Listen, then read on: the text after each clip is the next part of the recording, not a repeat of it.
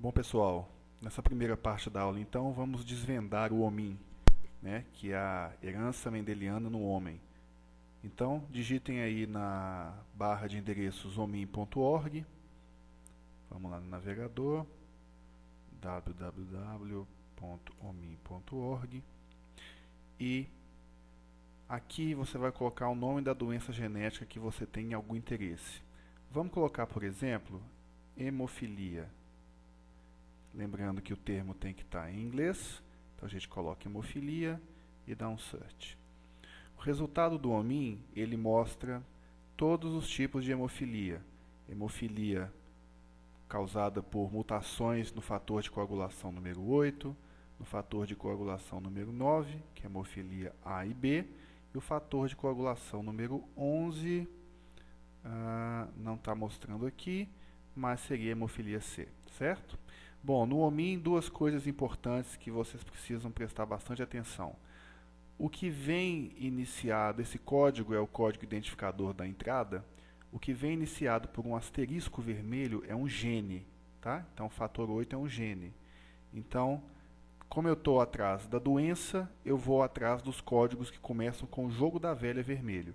Então, para a entrada, né, a hemofilia A no homim, o código é esse aqui, 306.700.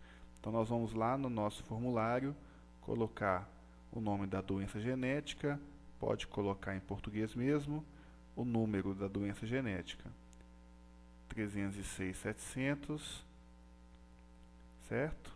O símbolo do gene envolvido. Bom, para saber qual é o gene envolvido, a gente clica então na doença, começando com o asterisco vermelho, e o gene envolvido é o F8, né? É o fator 8. Então a gente vai colocar aqui fator 8. Qual que é a localização cromossômica? A gente vai ver isso na aula de citogenética ainda. Mas a localização cromossômica no homem vai estar aqui, ó, cromossomo X, braço longo, região 2, banda 8. Então, XQ 28. Características da doença. Bom, agora a gente vai ter que dar uma vasculhada aqui e colocar algumas características da doença. Nesse caso, eu estou querendo as características clínicas, tá? Então, vocês vão dar uma lida nesse texto. Quem quiser usar o Google Translator para dar uma ajudada, eu recomendo. E vocês vão colocar algumas características clínicas da doença, né? Então, você pode colocar inchaço, dor. Vamos colocar aqui. Bom, problemas de coagulação, inchaço, dor, o que mais que está falando aqui? Artrite degenerativa. Então, isso tudo você vai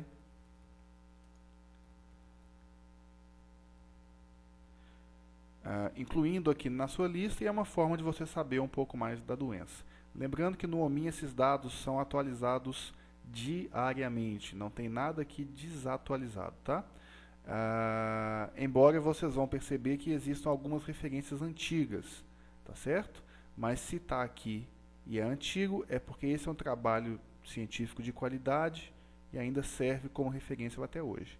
E aí, à medida que vocês forem enrolando o texto, vocês vão descobrir tudo sobre a doença.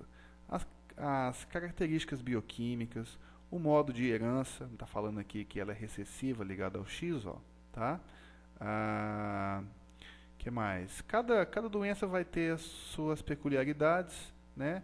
E vocês podem, percorrendo aí, né? Saber como que é feito o diagnóstico, como que é o mapeamento genético, né? Como é que, em qual região cromossômica esse gene está, a genética molecular. Então, em suma, tudo com relação à genética da hemofilia A e também, né, tá tudo aqui no canto, ó, diagnóstico, mapeamento, genética molecular, correlações genótipo-fenótipo, genética de populações, se existe algum modelo animal, né? Será que tem algum camundongo ou rato que mimetiza a clínica da hemofilia e ele pode ser utilizado em laboratório?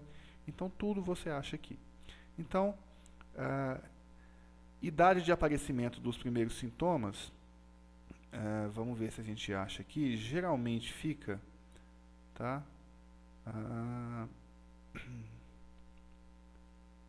aqui nas características clínicas, tá?